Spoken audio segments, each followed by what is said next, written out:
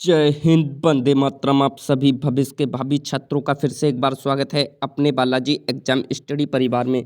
दोस्तों, आज आप लोगों के लिए बायोलॉजी के 20 सिलेक्टेड क्वेश्चन लिए गए हैं जो हर कंपटीशन एग्जाम में पूछे जाते हैं। चलिए करते हैं वीडियो को स्टार्ट। फर्स्ट क्वेश्चन दिया गया है, मानव के हृदय के कितने कोष्ठ होते हैं? तो दोस्तों, मानव के हृदय में 4 कोष्ठ होते हैं, दायां आलिंद, बायां आलिंद, दायां निलय और बायां निलय। आपको याद रखना है 4 कोष्ठ होते हैं मानव के हृदय में। नेक्स्ट क्वेश्चन दिया गया हमारे लिए, स्वपोषी पोषण के लिए आवश्यक है। दोस्तों, उससे पहले मैं बता देता हूं आपको स्वपोषी क्या होता है। स्वपोषी क्या होता है? तो बेजीवधारी जो अपना भोजन स्वयं बनाते हैं स्वपोषी कहलाते हैं। तो दोस्तों, समस्त हरे पेड़ पौधे होते हैं ये अपना भोजन स्वयं बनाते हैं। और किस किस की उपस्थिति में बनाते हैं? तो कार्बन डाइऑक्साइड, क्लोरोफिल, सूर्य का प्रकाश, इन सभी की उपस्थिति में ये अपना भोजन बनाते हैं। आप लोगों को याद रखना है। नेक्स्ट क्वेश्चन दिया गया हमारे लिए 3, मनुष्य के शरीर की सबसे बड़ी ग्रंथि कौन सी है? तो दोस्तों, मनुष्य के शरीर की जो सबसे बड़ी ग्रंथि है वो यकृत होती है, जिसे हम इंग्लिश में लीवर बोलते हैं। बहुत बार पूछा गया है, आप इस क्वेश्चन को इग्नोर नहीं कर सकते। नेक्स्ट क्वेश्चन दिया गया है हमारे लिए 4, इंसुलिन की कमी से होने वाली बीमारी का नाम बताइए। दोस्तों, एक बीमारी है जो इंसुलिन की कमी से होती है, तो उसे क्या बोलते हैं? ऑप्शन में दिया गया है ग्वाइटर, मधुमेह, कृत्रिनिज्म, भोलापन। तो मैं कह सकता हूं जो इंसुलिन की कमी से होने वाली बीमारी है उसे हम मधुमेह कहते हैं। यदि किसी व्यक्ति को इंसुलिन की कमी है तो उसे मधुमेह बीमारी हो जाएगी। आपको याद रखना है। नेक्स्ट क्वेश्चन दिया गया है हमारे लिए 5 क्वेश्चन है, निम्नलिखित में से आपातकालीन हार्मोन बताइए। एक हार्मोन होता है, आप बताइए उसे आपातकालीन हार्मोन को क्या कहते हैं? तो उसे एड्रेनलिन हार्मोन को हम आपातकालीन हार्मोन भी कहते हैं, इसलिए आपको याद रखना है, कई बार पूछा गया है। नेक्स्ट क्वेश्चन दिया गया है हमारे लिए, वह प्रक्रम जिसके द्वारा जीव अपने जैसी संतान की उत्पत्ति करते हैं, तो वह प्रक्रिया क्या कहलाती है? तो दोस्तों, जो जीव जंतु यानी कि हम या पेड़ पौधे जो अपने जैसी संतान की उत्पत्ति करते हैं ना, तो उसे हम जनन कहते हैं। क्या कहते हैं? जनन। और निषेचन क्या होता है? जब मादा और पुरुष जब आंतरिक संबंध बनाते हैं तो हम उसे निषेचन कहते हैं। आपको याद रखना है, कई बार पूछा गया है। और जब हम अपने जैसी संतान की उत्पत्ति करते हैं तो वह प्रक्रिया निषेचन कहलाती है। नेक्स्ट क्वेश्चन दिया गया है हमारे लिए 6, फूलों में नर जनन अंग होता है। तो दोस्तों, जो फूल होते हैं, समस्त पेड़ पौधे होते हैं, उनके फूल होते हैं, तो उनमें नर जनन अंग कौन सा होता है? तो उसे पुंकेसर होता है। पेड़ पौधों में यानी कि फूलों में जनन अंग किसे?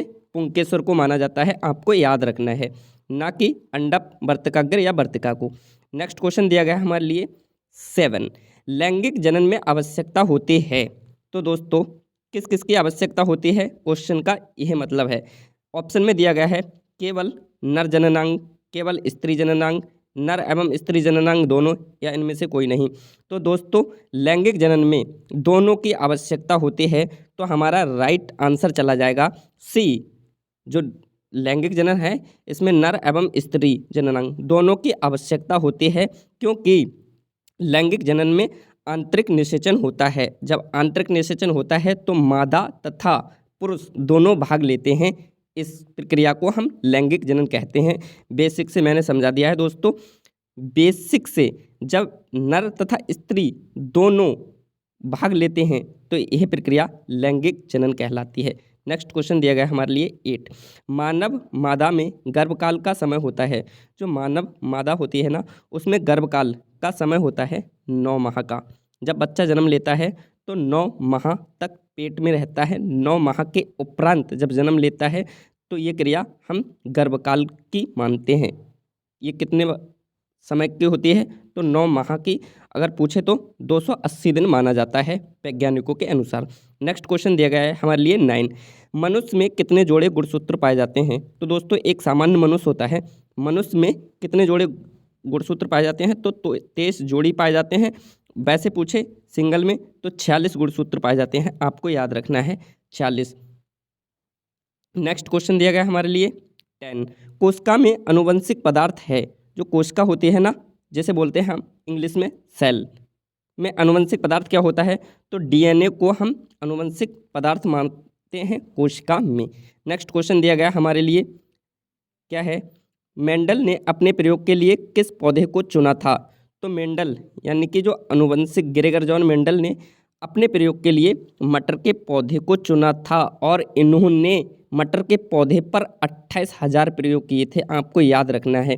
यदि दोस्तों आपको वीडियो की क्वालिटी और कंटेंट पसंद आता हो तो वीडियो को लाइक और सब्सक्राइब करना बिल्कुल मत भूलिएगा। नेक्स्ट क्वेश्चन दिया गया हमारे लिए, स्त्रियों में लिंग गुणसूत्र होते हैं, तो बताइए कि स्त्री में जो लिंग गुणसूत्र होते हैं वो कौन कौन से होते हैं? X by, x by, x x या एक्स बाई या दोनों या इनमें से कोई नहीं? तो मैं बताऊं दोस्तों, जो स्त्रियों में गुणसूत्र होते हैं वो एक्स एक्स होते हैं और पुरुष में एक्स बाई गुणसूत्र होते हैं। आपको याद रखना है, स्त्रियों में पूछा गया है तो हम एक्स एक्स गुणसूत्र मानेंगे। नेक्स्ट क्वेश्चन दिया गया हमारे लिए 13, मनुष्य का वैज्ञानिक नाम बताइए। मनुष्य का वैज्ञानिक नाम क्या है? होमो इरेक्टस है, होमो हैबिलियस है, होमो सैपियंस है या इनमें से कोई नहीं? तो दोस्तों मनुष्य का वैज्ञानिक नाम होमो सैपियंस है। आपको याद रखना है, कई बार पूछा गया है। नेक्स्ट क्वेश्चन दिया गया हमारे लिए 14, गुणसूत्र बने होते हैं। तो दोस्तों जो गुणसूत्र होते हैं वो किससे बने होते हैं? जो हमारे माता पिता से प्राप्त होते हैं और संतानों में पहुंचते हैं, ये किससे बने होते हैं? तो दोस्तों डीएनए के बने होते हैं, डीएनए तथा आरएनए के दोनों के, या डीएनए तथा प्रोटीन व आरएनए के, या इनमें से कोई नहीं? तो दोस्तों जो गुणसूत्र बने होते हैं जो अपनी संतान में स्थानांतरित होते हैं वो डीएनए तथा प्रोटीन व आरएनए के बने होते हैं। आपको याद रखना है, very very most important question, कई बार पूछा गया है। जो गुणसूत्र होते हैं वो किस किस से बने होते हैं? तो डीएनए तथा प्रोटीन व आरएनए के बने होते हैं। नेक्स्ट क्वेश्चन दिया गया हमारे लिए 15, पुरुषों में लिंग गुणसूत्र होते हैं। तो दोस्तों ऊपर स्त्रियों में पूछा गया था, अब नीचे पूछा गया है पुरुषों में गुणसूत्र कौन कौन से होते हैं? तो एक्स वाई गुणसूत्र होते हैं पुरुष में और स्त्री में एक्स एक्स गुणसूत्र होते हैं। आपको याद रखना है। और एक क्वेश्चन और पूछा जाता है कि लिंग का निर्धारण कौन सा जोड़ा करता है? तो पुरुष का एक्स वाई जोड़ा लिंग का निर्धारण करता है कि स्त्री का जन्म होगा या बालक का जन्म होगा। नेक्स्ट क्वेश्चन दिया गया हमारे लिए 16, वंशागति नियमों का प्रतिपादन किसने किया था? तो ग्रेगर जॉन मेंडल ने वंशानुगति नियम का प्रतिपादन किया था। आपको याद रखना है। नेक्स्ट क्वेश्चन दिया गया हमारे लिए, आनुवंशिकी का पितामह किसे कहा जाता है? तो ग्रेगर जॉन मेंडल को आनुवंशिकी का पिता कहा जाता है। इन्होंने कहा कि जो आनुवंशिक लक्षण होते हैं ये माता पिता के द्वारा बच्चों में पहुंचते हैं। नेक्स्ट क्वेश्चन दिया गया हमारे लिए 18, कान के निचले हिस्से को क्या कहते हैं? तो जो कान का हिस्सा, निचला हिस्सा होता है उसे कर्णपाली बोला जाता है। आपको याद रखना है, इतना बार पूछा ना गया है फिर भी इस क्वेश्चन में लिया गया है। कान के निचले हिस्से को कर्णपाली कहते हैं। नेक्स्ट क्वेश्चन दिया गया है हमारे लिए 19, मनुष्य के 22वें जोड़े क्रोमोजोम को क्या कहते हैं? तो ऑटोसोम कहते हैं। मनुष्य के 22वें जोड़े यानी कि गुणसूत्र को ऑटोसोम।